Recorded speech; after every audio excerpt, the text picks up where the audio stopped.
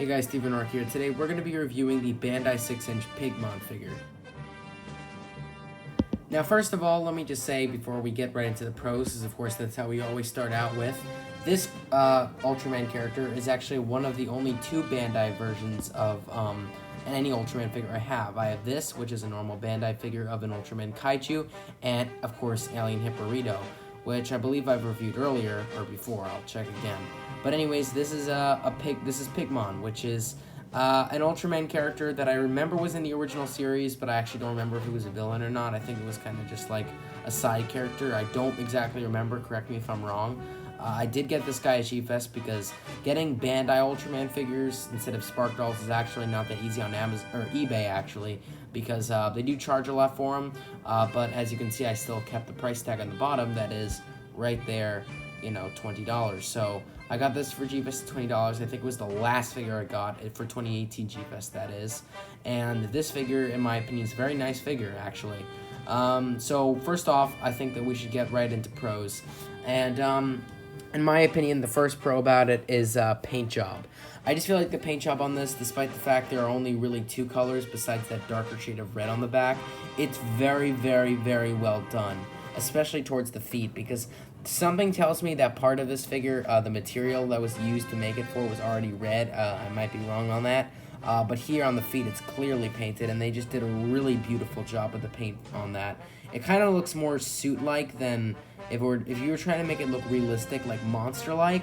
Then maybe the paint job would kind of lack that, that real detail significance, I guess. But I guess it's accurate to the suit, and that's the reason why they make all these figures, so they can be accurate to not only the kaiju, but the way the suit was made. And I guess you could see this kind of, I guess it looks more suit-like on the bottom, but despite that, whatever goal they were trying to do, it works because the paint job works well over here. The 2 feet here and the 2 legs here, really nice paint job. The red paint on the back is just almost looks like kind of like, I don't really know.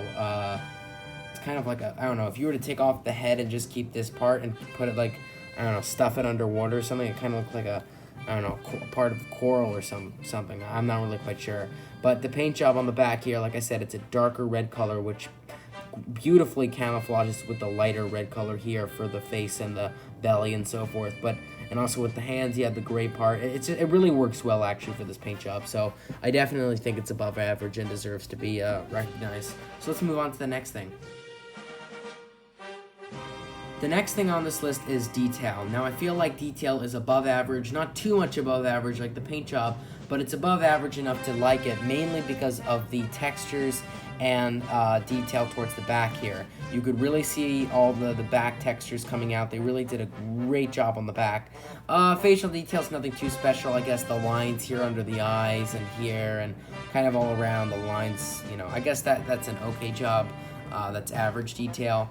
And the detail on the legs here, how it's kind of like uncurvy lines, it's kind of makes it look more accurate in my opinion.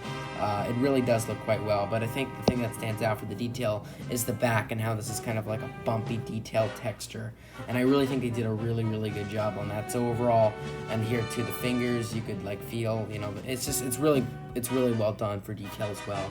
So yeah, I think that's really what I like about this figure. So, moving on to the cons of this figure, I have 2 cons. I guess you could say both are major cons, not really quite sure. But those 2 cons being, well, the first con, I might as well get the major one out of the way. This is supposed to be a Bandai figure, so as you might know, the articulation might be better, right? Wrong. It is actually the average amount of articulation as you get on a normal Spark Doll, which is 3 joints right here. So you have this, which goes 360, but I don't want to mess with it too much because it feels as though if I were to make it, turn around a lot, it'd become loose. It isn't loose, but like I said, I'm worried if I do it too much, it'd become loose. This goes 360, of course, both arms go 360, and that's about it. Nothing else moves on this figure, and although you might say, well, if they're trying to do an Ultraman figure, then even if it were to be Bandai or not, 3 joints make sense because the Spark Dolls have 3 joints.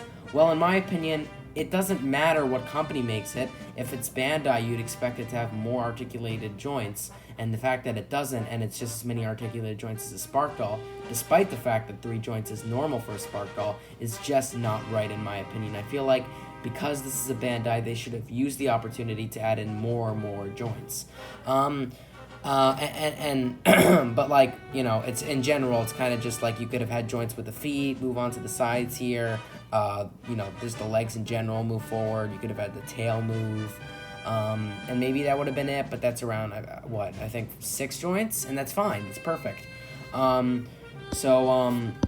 You know, I really think that because of the Bandai, because it's a Bandai, they should have used it as an advantage to add more articulation to it, and they just used the same amount of joints as a Spark Doll, so that's not really credible in my opinion, or I don't really think it's something to credit it for at all. Not even give a fair point to, or a valid point. It's just, I don't think it's a fair point at all. So, the next and the minor thing, finally, is the tail. I feel like the tail is slightly longer than the feet, of course, and when you see that, you might think, oh my god, then that means it can't stand up correctly because this is poking it from the ground. And surprisingly, although it's a little bit more than the leg, it was just enough to make it stand like this.